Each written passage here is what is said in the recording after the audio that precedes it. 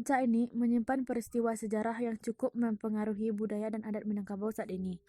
Peristiwa itu dikenal dengan Sumpah Satih Bukit Marapalam, yang berisi kesepakatan antara kaum adat Minangkabau dan kaum agama. Untuk mengenang peristiwa sejarah itu, kemudian didirikan beberapa bangunan dan monumen di sekitar Puncak Patoh. Tempat rekreasi ini selalu ramai dikunjungi wisatawan, terutama pada akhir pekan dan liburan sekolah. Puncak Patoh menjadi tujuan wisata favorit karena pesona keindahan alamnya. Di Puncak Patoh itu, Anda akan menikmati suguhan pemandangan alam dari ketinggian. Tiupan angin yang berhembus di antara pohon pinus semakin menyejukkan suasana. Dari puncak itu, non jauh di sana, Anda juga akan melihat hamparan perkampungan penduduk dengan rumah-rumahnya yang tertata rapi. Keindahan alam di tempat wisata itu kian sempurna dengan hamparan sawah yang indah dan hijau. Sejauh mata memandang, terlihat keindahan Gunung Merapi yang sesekali mengeluarkan asap dari kawahnya. Saat cuaca cerah, wisatawan juga bisa menyaksikan keindahan Danau Singkarak yang sedikit tertutup awan. Untuk mengetahui informasi lebih lanjut, saya akan mewawancarai seorang mahasiswa yang juga bekerja sebagai pemandu wisata di Panorama Puncak Patoh ini. Warahmatullahi wabarakatuh. Nama saya Seli Dwi Cahya Andoni, NIM 1204 0323 436 dari kelas Broadcasting 3K. Saya akan mewawancarai seorang mahasiswa yang juga bekerja sebagai pemandu wisata di Panorama Puncak Patoh.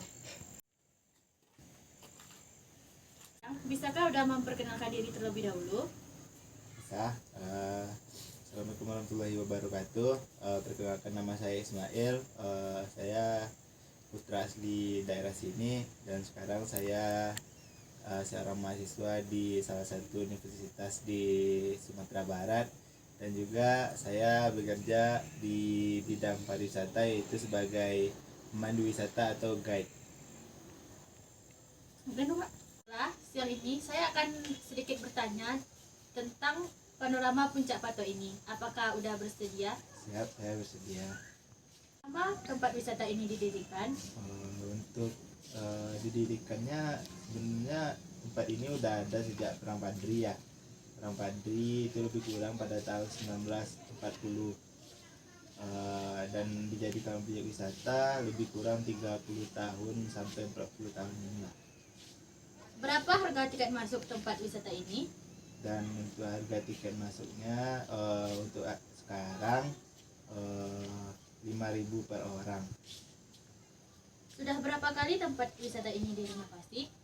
Dan untuk renovasi tempat wisata ini ya lebih kurang udah 2 kali. Yang pertama itu dari tenaga harian dan dari pesan langsung, dan kedua kemarin dan baru rampung itu dari dinas pariwisata dan juga dari tenaga harian. Apa yang menarik dari tempat wisata ini? Nah, di tempat ini dulunya itu dijadikan tempat pertemuan antara kaum adat dan kaum padri atau kaum agama. Dan di sini dicetuskannya Sumpah Satih Bukit Marapalam, dan di mana Sumpah Satih Bukit Marapalam itu sekarang dijadikan filosofi orang Minang, di mana isinya ada bahasa isyarat, syarat bahasa di kitabullah, dan itu alim ulama, terus jadi pandai, dan satu lagi itu penghulu. Nah, seperti itu. Pada hari apa tempat wisata ini mengalami pembludakan pengunjung? Seperti tempat wisata pada umumnya, kalau di sini juga pembludakan atau banyak orang yang berkunjung itu biasanya pada weekend, Sabtu Minggu gitu. Apa sejarah tempat wisata ini? Nah, sejarahnya seperti yang udah sampaikan tadi ya. Di sini itu tempat wisata sejarah Minangkabau, yaitunya keputusan atau sumpah antara kaum adat dan juga kaum agama, di mana dulunya di Minangkabau ada perseteruan antara kaum adat dan kaum ulama yang disebutnya Perang Padri.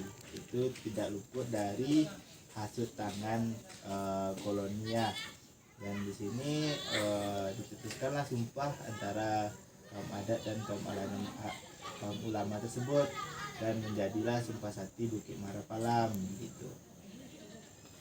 Selanjutnya, apa yang menjadi daya tarik tempat wisata ini? Nah, untuk daya tariknya sendiri, selain sejarah yang sudah sampai barusan ya, di sini juga pemandangan alamnya dan juga kuliner atau kekhasan penduduk sini, gimana cara hidup penduduk sini, juga olahan-olahan bumi dari daerah sini begitu. Terakhir, bagaimana tempat wisata ini diperkenalkan di khalayak luar agar lebih dikenal? Nah, untuk itu lebih promosi ya.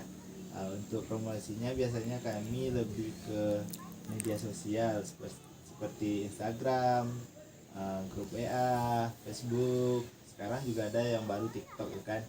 Nah, jadi kami juga ikut serta dalam promosi dalam media sosial, dan juga ke agen travel begitu.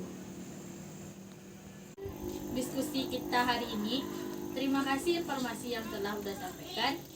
Semoga bermanfaat bagi kita semua. Baiklah, sekian. Assalamualaikum warahmatullahi wabarakatuh.